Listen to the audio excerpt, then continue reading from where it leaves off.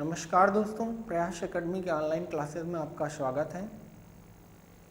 पिछली क्लास में हम लोगों ने हिंदी भाषा का विकास पढ़ा और जाना कि कैसे हिंदी भाषा का विकास मूल भाषा यानी संस्कृत भाषा से हुआ। वैदिक काल में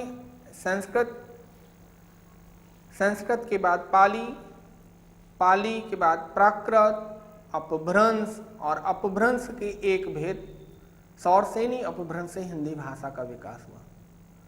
जिन बच्चों ने पिछली क्लास न देखी हो वो अवश्य देखेंगे। आज से हम लोग हिंदी व्याकरण के पहले प्रकरण वर्ण को पढ़ते हैं और हिंदी व्याकरण की भी यहीं से शुरुआत मानी जाती है। आपके वर्ण, जैसा कि आप लोग जानते भी होंगे, वर्ण या वर्णमाला के विषय में बचपन से पढ़ते आए होंगे। वर्ण को मूल ध्वनियां कहा जाता है।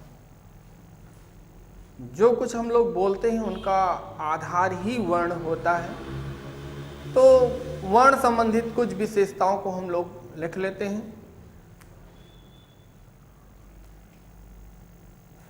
ध्वनि वर्ण का मूलाधार है।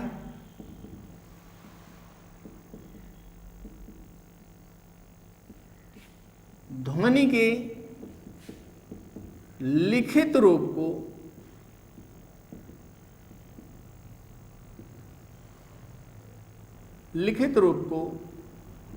वर्ण कहते हैं। ध्वनि वर्ण का मूल आधार है। ध्वनि के लिखित रूप को हम लोग क्या कहते हैं? वर्ण कहते हैं। वर्ण वे मूल ध्वनियां होती हैं जिनका खंड ना हो। ठीक है, इसकी दूसरी विशेषताओं में लिख सकते हैं। वर्ण वे मूल ध्वनियां हैं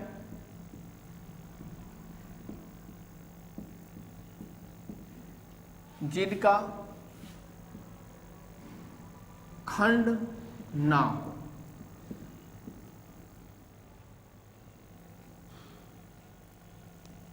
अन्य विशेषता देखते हैं।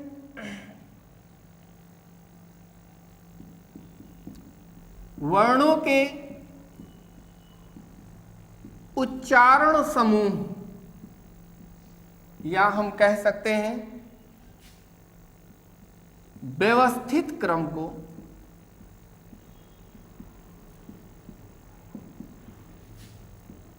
वर्णमाला कहते हैं।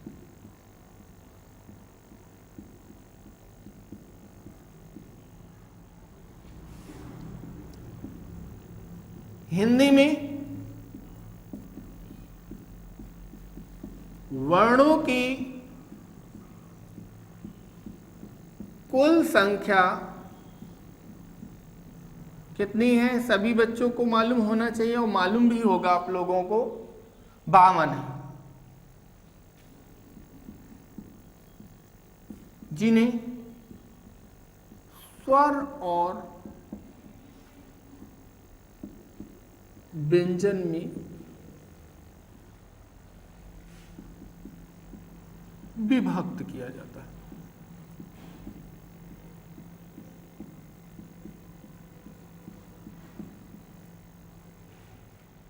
तो हम लोगों ने कुछ बिंदु वर्ण संबंधित है, महत्वपूर्ण विशेषताएं हैं या परिभाषा के रूप में भी आप इनको याद रख सकते हैं। ध्वनि वर्ण का मूलाधार है। ध्वनि के लिखित रूप को हम लोग क्या कहते हैं? वर्ण कहते हैं। वर्ण वे मूल ध्वनियां हैं जिनका क्या है? खंड ना हो। वर्णों के उच्चारण समूह या व्यवस्थित क्रम को ही हम लोग क्या कहते हैं? वर्णमाला कहते हैं। हिंदी में वर्णों की कुल संख्या कितनी है? 52 है, जिन्हें हम स्वर और व्यंजन के रूप में विभाजित करते हैं। इससे संबंधित 2-3 क्वेश्चन हैं, पूछ लिए जाते हैं आपके। भाषा की सबसे छोटी इकाई किसको माना जाता है? भाषा की सबसे छोटी या लघु इकाई किसको माना जाता है? भाषा की सबसे छोटी या कह सकते हैं लघु इकाई लघु इकाई किसको माना जाता है? वर्ण को माना जाता है। लघु इकाई किसको माना जाता है? वर्ण को माना जाता है। या भाषा की दूसरा क्वेश्चन भी इसमें पूछ सकता है, भाषा की सबसे छोटी लिखित इकाई क्या है? तो भी क्या माना जाता है आपको? वर्ण ही माना जाता है। इसी में अगर क्वेश्चन पूछा जाए भाषा की सबसे छोटी मौखिक इकाई,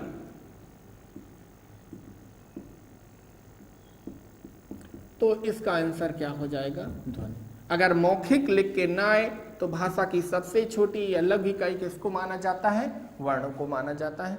या लिखित इकाई भाषा की सबसे, तो भी वर्ण को माना जाता है। अब देख लीजिए, हम लोग स्वर के विषय में कुछ पढ़ते हैं। स्वरों की संख्या कुल कितनी होती है? 11 होती है। थोड़ा सा ध्यान दीजिए इनकी विशेषताओं के विषय में। स्वर वे मूल ध्वनियां हैं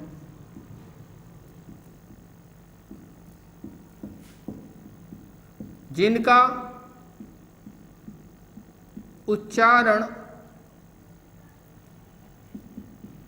बिना किसी अन्य ध्वनि या क्या कह सकते हैं, वर्ण की सहायता के करते हैं।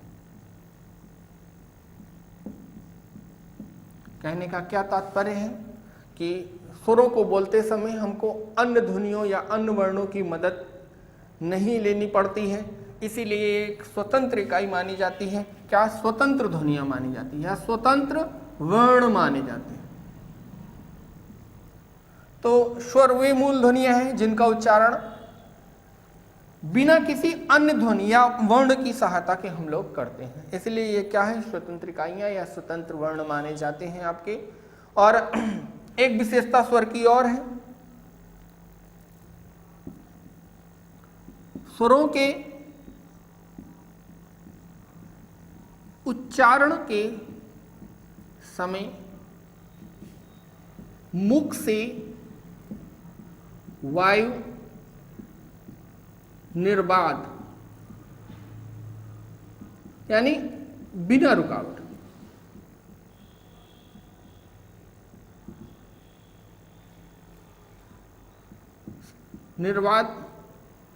निर्बाध रूप से निकलती है।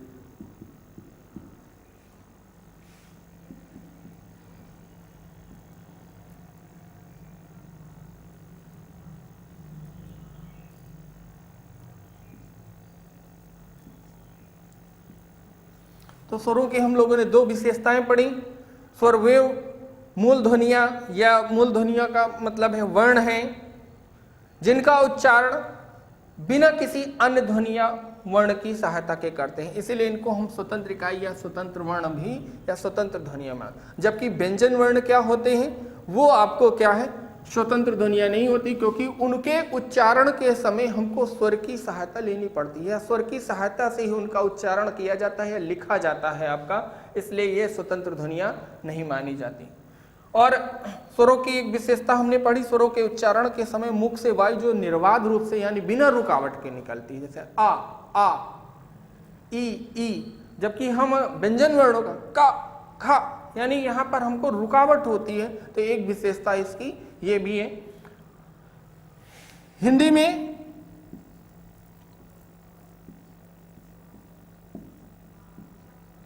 स्वरों की संख्या कितनी है बच्चों? 11। किसी किसी बुक में 13 मिलती है, बिल्कुल गलत है। क्यों है इसका अभी हम जब वर्गीकरण पढ़ेंगे भी तब हम जानेंगे कि स्वरों की संख्या 11 क्यों सही मानी जाती है, 13 क्यों नहीं माना जाता है। क्योंकि 2 वर्ण जो स्वरों के साथ जोड़े जाते हैं वो अयोगवाह ध्वनियां हैं, वो स्वरों के भेद नहीं माने जाते, वो स्वर के साथ लिखे जाते हैं, स्वर के सहयोग से लिखे जाते हैं आपको आप ठीक है। तो इन बिंदुओं को आप लोग नोट कर लीजिए, वर्ण से संबंधित और स्वर से संबंधित। तो वर्णों से संबंधित हम लोगों ने 3-4 विशेषताएं पढ़ी, इनके संबंध में कुछ क्वेश्चन आते हैं कि भाषा की सबसे छोटी इकाई क्या है? वर्ण है, या लघु इकाई क्या है? वर्ण है। अगर यहीं पर लिखित आ जाए भाषा की सबसे छोटी लिखित इकाई क्या है, अगर यहाँ लिखित भी लिख के आ जाए, आपको क्या लिख के आ जाए बच्चों, लिखित भी लिख के आ जाए, तब भी आपको वर्ण ही करना। अगर वहां पर ये शब्द आ जाए मौखिक, तो आपको क्या करना है, ध्वनि करना। फिर हम लोग स्वरों के विषय में कुछ बिंदु हैं, उनको देख लेते हैं। विशेषताओं में स्वर वे मूल ध्वनियां हैं जिनका उच्चारण बिना किसी अन्य ध्वनि किए करते हैं, इसलिए ये क्या है, स्वतंत्र वर्ण कहलाते हैं या स्वतंत्र ध्वनियां कहलाती हैं। स्वरों के उच्चारण के समय मुख से वायु क्या है, निर्बाध रूप से निकलती है, यानी बिना रुकावट के निकलती है। ठीक है। और हिंदी में स्वरों की संख्या कितनी है बच्चों, 11 है। अब हम लोग स्वरों का वर्गीकरण पढ़ते हैं।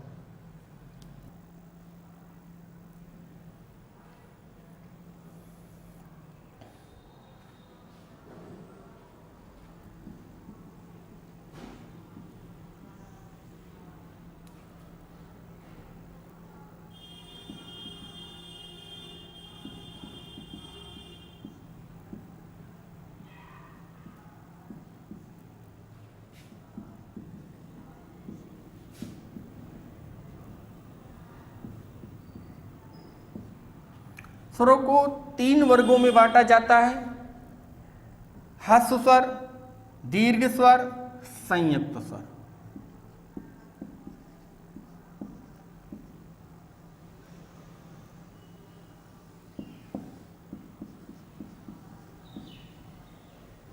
ये आ, ई, उ, री, ये क्या ह्रस्व स्वर या मूल स्वर कहलाते हैं।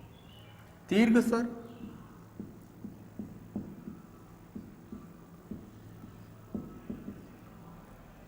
बड़ा आ, बड़ी ई, बड़ा उ, ये क्या कहलाते हैं, दीर्घ स्वर कहलाते हैं। ए, ओ, औ, ये क्या कहलाते हैं आपके, संयुक्त स्वर। संयुक्त स्वर क्यों कहते हैं, ये ह्रस्व स्वरों या मूल स्वरों के मिलने से बनते हैं। जैसे आ धन ई बराबर ए, आ और ए मिलके क्या बन गया, ए। आ धन उ मिलके क्या बना, ओ, और आ धन ओ मिलके क्या बना, औ। तो संयुक्त स्वरों की संख्या कितनी है, 4। दीर्घ स्वरों की संख्या कितनी है, 3 है। मूल स्वर या ह्रस्व स्वर कितने हैं आपके, 4। तो स्वरों की कुल संख्या कितनी होगी, इस प्रकार की रहो। पर हम लोगों ने छोटी कक्षाओं में अंक और आहा को स्वर के अंतर्गत पढ़ा है, परंतु ये आपको स्वर के भेद नहीं माने जाते। इनको क्या कहा जाता है, अयोग वाह ध्वनियां कहा जाता है। ये जरूर स्वरों के साथ लिखे जाते हैं पर स्वर के अंतर्गत नहीं आते हैं।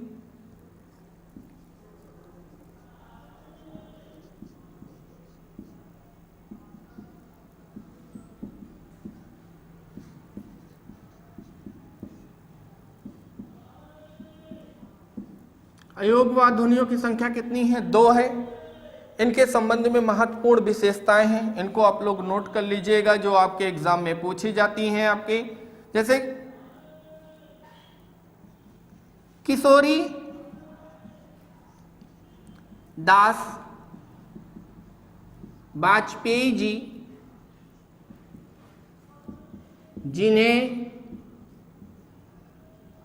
हिंदी भाषा का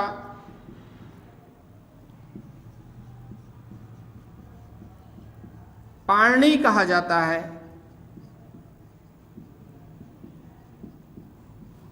इन्हें अयोगवाह कहा। हिंदी का पाणि किसको कहा जाता है, किशोरीदास वाजपेयी जी को कहा जाता है। इन्होंने ही अनुस्वार और विसर्ग को क्या कहा आपको, अयोगवाह ध्वनियां कहा। और क्या बोला इन्होंने, ये ना तो स्वर है और ना ही व्यंजन,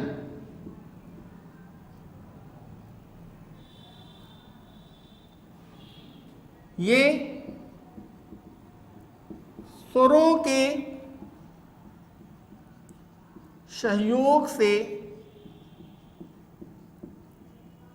लिखे जाते हैं। जैसे आप लोग देख लीजिए कैसे लिखे जाते हैं। आपको अंक, आ के साथ क्या लगा दिया अनुसार अंक।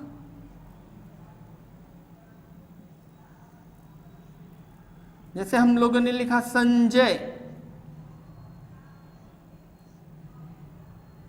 अब हम संजय शब्द का करेंगे तो सा धन, ये देखिए अंक लगा आपका,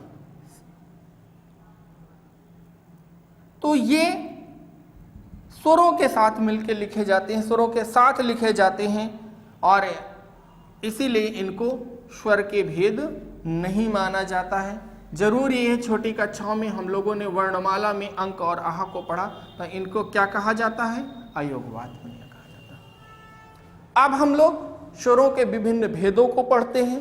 आप लोग इनको नोट कर लीजिए। स्वरों का वर्गीकरण, स्वर को 3 भागों में बांटा जाता है, ह्रस्व स्वर, दीर्घ स्वर, संयुक्त स्वर। अब स्वर के हम लोग भेद पढ़ते हैं। मात्रा के आधार पर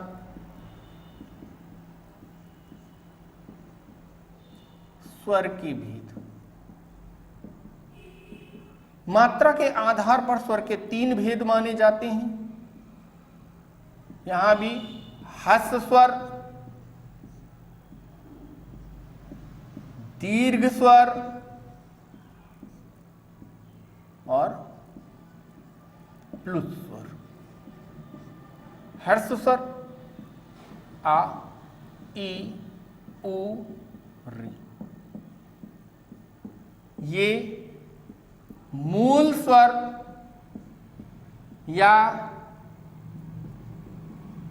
लघु स्वर या एक मात्रिक स्वर कहलाते हैं।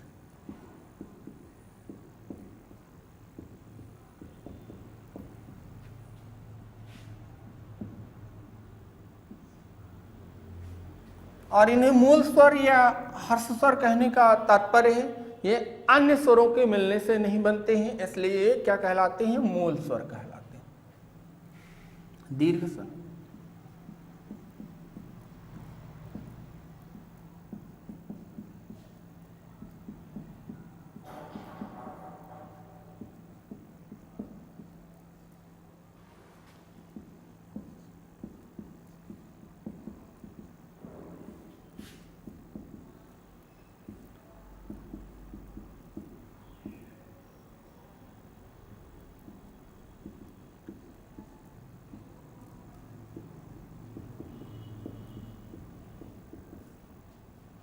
दीर्घ स्वर बड़ा, बड़ी, बड़ाऊ, ए, ऐ, ओ, औ। वहां हम लोगों ने जब स्वर का वर्गीकरण पढ़ा था वहां पर दीर्घ स्वर में हम लोगों ने बड़ा आ, बड़ी ई, बड़ा उ इतना ही लिखा था। और मात्रा के आधार पर ए, ऐ, ओ, औ इन 4 को भी हम लोग लिख लेते हैं। इसका इससे तात्पर्य ये है कि जब हम छंद पढ़ेंगे तो आप देखेंगे ये मूल स्वरों के मिलने से ही बनते हैं। और इसके लिए गुरु की मात्रा इस तरह एस आकार में, गुरु की मात्रा के लिए, दीर्घ स्वर के लिए गुरु की मात्रा का प्रयोग किया जाता है। और इसके लिए एक मात्रिक स्वर के लिए क्या हम लोग एक पाई का प्रयोग करते हैं। ठीक है, तो मात्रा के आधार पर अगर हम भेद पढ़ेंगे तो ए, ऐ, ओ, औ को भी दीर्घ स्वर माना जाता है, क्योंकि इनके लिए आपको भी गुरु स्वर का प्रयोग किया जाता है या गुरु की मात्रा का प्रयोग किया जाता है। अब प्लुत स्वर को देख लीजिए।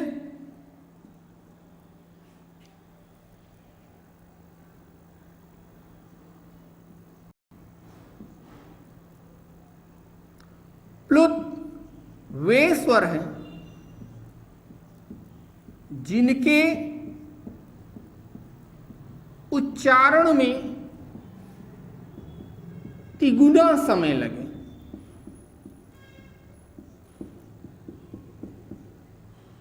तीन गुना समय, जिनको हम बोलते हैं उन स्वरों को बोलते समय हमारा तिगुना समय लगे।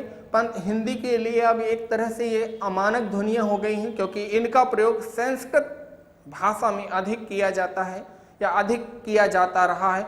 आज ये हिंदी के लिए अमानक ध्वनियाँ हो गई हैं। इनका प्रयोग बहुत ही सीमित शब्दों में देखने को आपको मिलता है, इसलिए आज ये हिंदी के लिए अमानक ध्वनियों के रूप में बन के रह गई हैं। प्लुत स्वर, प्लुत स्वर वे स्वर होते हैं, वे स्वर हैं जिनके उच्चारण में तिगुना समय लगे। इन्हें त्रिमात्रिक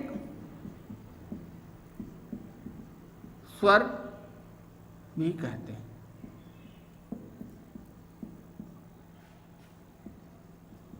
इसके लिए 3 अंक लिखा जाता है।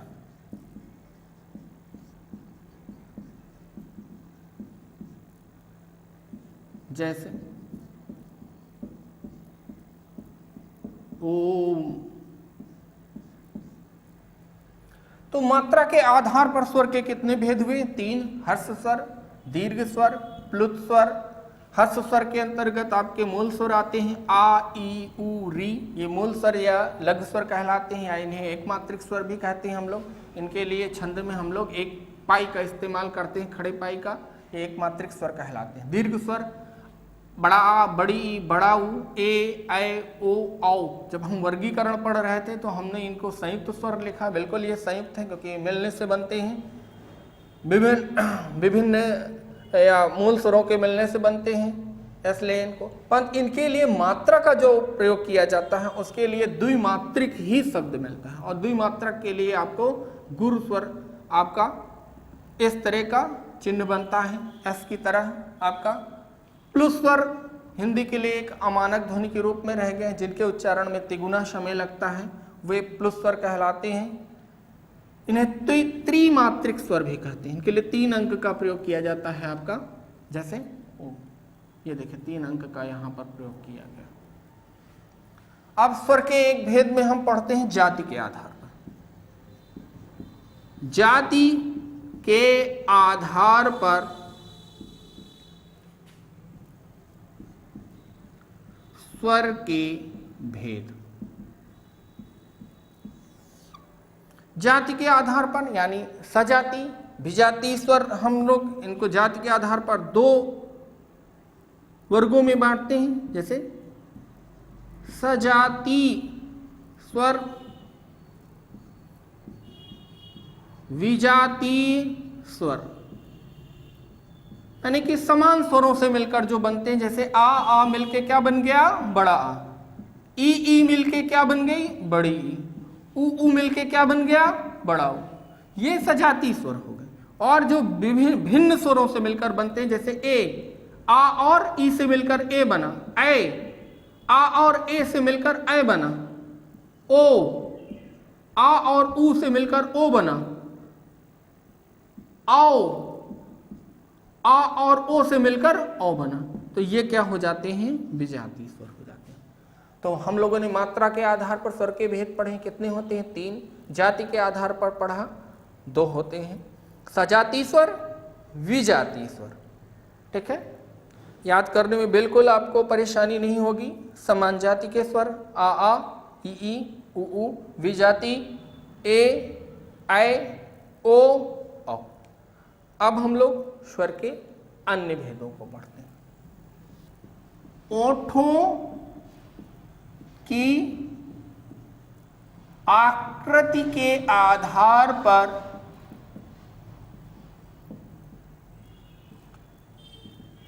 स्वर के भेद। यहां हमारा ओठों की आकृति से मतलब है 2 भेद माने जाते हैं। एक है वृत्तमुखी और दूसरा है आवृत्तमुखी। वृत्तमुखी से तात्पर्य है जिन स्वरों को बोलते समय हमारा मुख या ओठ खास करके गोल हो जाते हैं, जैसे उ, ओ, तो वो क्या कहलाते हैं? वृत्तमुखी। जैसे नोट कर लीजिए, उ,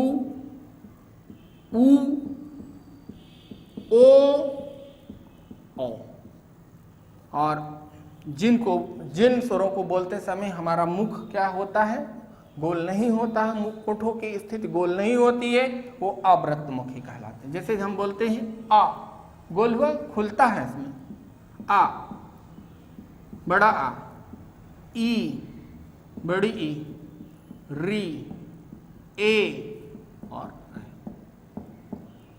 तो बिल्कुल भी आपको दिक्कत नहीं होनी चाहिए, परेशानी कठिनाई नहीं होनी चाहिए। ओठों की आकृति के आधार पर हम इनको वृत्तमुखी और अवृत्तमुखी, ओठों की आकृति भी नहीं लिख के आएगा, आपको पूछा जाएगा वृत्तमुखी और अवृत्तमुखी, तो आप बिल्कुल ये याद करने के हिसाब से आपको यहाँ लिख दिया जाता है ओठों की जो वृत्त यानी ओठों की स्थिति आपको गोल हो जाए तो वो वृत्तमुखी, और जिन पर न गोल हो वो अवृत्तमुखी।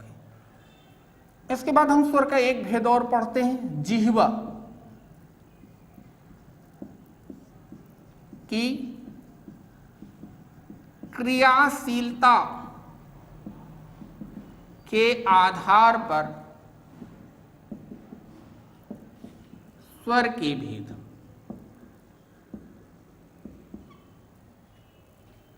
जिह्वा की क्रियाशीलता के आधार पर को हम बांटते हैं 3 वर्गों में, अग्र स्वर,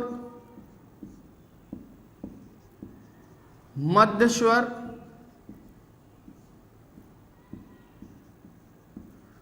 पश्च स्वर।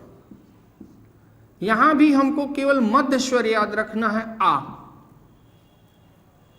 हमको केवल एक याद रखना है आ, और जितने भी आ की तरह अन्य स्वर बने यानी 3 अंक जितने स्वरों को बनाते समय प्रयोग किया जाए वो सब क्या हो जाते हैं, पश्च स्वर। जैसे देखिए 3 अंक की तरह बड़ा आ,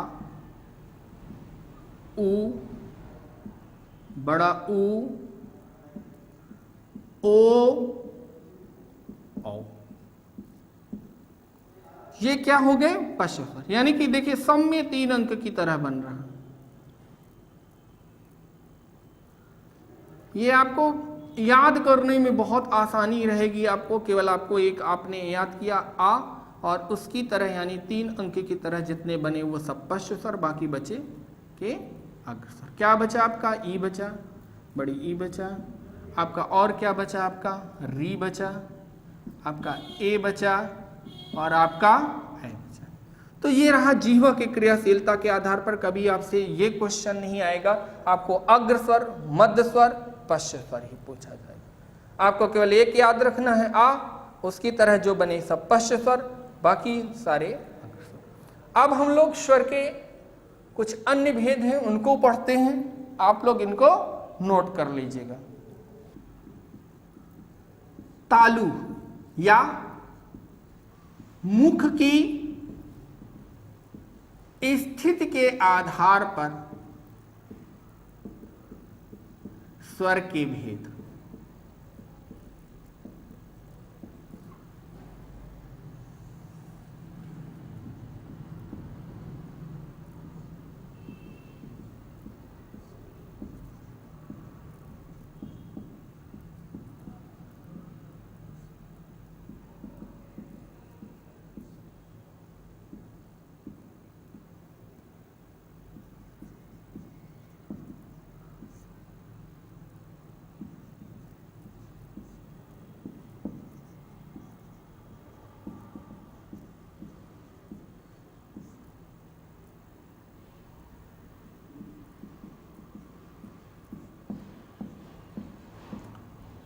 तालु या मुख की स्थिति के आधार पर स्वर के 4 भेद माने जाते हैं, समृत स्वर, अर्ध समृत स्वर, विवृत स्वर, अर्धविवृत स्वर। यहां भी जिस प्रकार हम लोगों ने आपको जिह्वा की क्रियाशीलता के आधार पर आपको अग्र स्वर, मध्य स्वर, पश्च स्वर, यहां हमको एक विवृत स्वर याद रखना है, क्या, आ, बड़ा आ को, और विवृत का आधा आ, और अर्ध विवृत और अर्ध समृत और अर्ध विवृत को हम लोग बांट लेते हैं। अगर हम यहां पर ए रखते हैं तो यहां पर क्या रखते हैं, आई, यहां पर ओ रखते हैं तो यहां पर हम अर्ध विवृत में औ रखते हैं। और इन तीनों के अलावा जितने भी बचे स्वर, अन्य स्वर, वो सब क्या हो जाते हैं, समृत स्वर। क्या बचा आपका, ई बचा, बड़ी ई बचा, री बचा आपका, ठीक है, और भाई आप ऊ, बड़ा ऊ भी बचा और बाद के आपको रे लिख देना। तो आपको यहाँ भी याद करने में बहुत कठिनाई नहीं होनी, केवल आपको क्या है विव्रत बड़ा आ नोट करना है, विव्रत स्वर है ये, और उसी का आधा जस्ट आ अर्ध विव्रत। फिर हम अर्ध सम्रत और अर्ध विव्रत को बांट लेते हैं। अर्ध सम्रत में हम अगर ए रखते हैं तो यहाँ पर हम आई रख देते हैं, यहाँ पर ओ रखते हैं अर्ध सम्रत में तो अर्ध विव्रत में औ आ जाता है। और इसके अलावा जितने भी स्वर बसते हैं अन्य वो सब हम सम्रत स्वर के अंतर्गत ई, बड़ी ई, ऊ, बड़ा ऊ और री, इस प्रकार आपके हम लोग विभाजन करते हैं। अब देखिए यहाँ मुख की स्थिति के आधार पर बड़ा आ यानी कि विव्रत स्वर को बोलते समय हमारा मुख पूरा खुलता है आ, तो हम ये क्या लिख देते हैं यहाँ पर मुख पूर्ण खुला, पूरा खुलता है, पूर्ण खुला। और यहाँ पर आधा अर्ध विव्रत है तो आपका मुख अर्ध खुला। और सम्रत मुख लगभग बंद, यानी कि इनको बोलते समय ई, हमारा मुख खुलता नहीं, आवाज जरूर आती ई, बड़ी ई, तो मुख क्या है लगभग बंद है। और अर्ध सम्रत में मुख अर्ध बंद। तो हम लोगों ने तालु या मुख की स्थिति के आधार पर स्वर के भेद पढ़े। परंतु आपसे क्वेश्चन में सम्रत स्वर, अर्ध सम्रत स्वर, विव्रत स्वर, अर्ध विव्रत स्वर ही पूछा जाता है। आपको इस आधार पे वहां पर भेद नहीं पूछा जाता। तो आपको केवल यही याद रखना है, सम्रत स्वर के अंतर्गत क्या आएंगे। याद करने का हमने बहुत ही आसान तरीका, केवल आपको बड़ा आ को याद रखना है, क्या है विव्रत है। जिस तरह हम लोगों ने मध्य स्वर में छोटे आ को याद रखा उसके आधार पर बांटा, यहाँ पर हम बड़े आ को रखते हैं विव्रत में और इसका आधा आ, और इनको हम अर्ध सम्रत और अविव्रत को बांट लेते हैं। यहाँ पर अर्ध सम्रत में ए तो यहाँ आए, यहाँ पर ओ तो यहाँ पर आओ, और इनके अलावा जितने भी अन्य स्वर बचे वो सब क्या चले जाते हैं सम्रत स्वर। अब हम लोग स्वर के उच्चारण स्थान के आधार पर भेद को पढ़ते हैं। आप लोग इनको नोट कर लीजिएगा।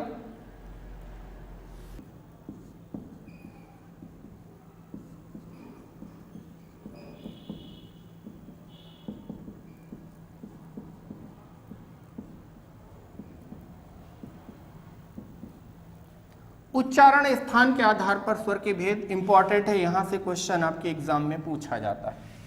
तो मुख के जिन भागों से जिन स्वरों का उच्चारण होता है उनको हम लोग उसी नाम से, जैसे कंठ भाग से जो स्वर बोले जाते हैं वो हमारे क्या कहलाते हैं, कंठ स्वर। इसके अंतर्गत आ और बड़ा आ। तालु से बोले जाने वाले स्वर तालव्य स्वर।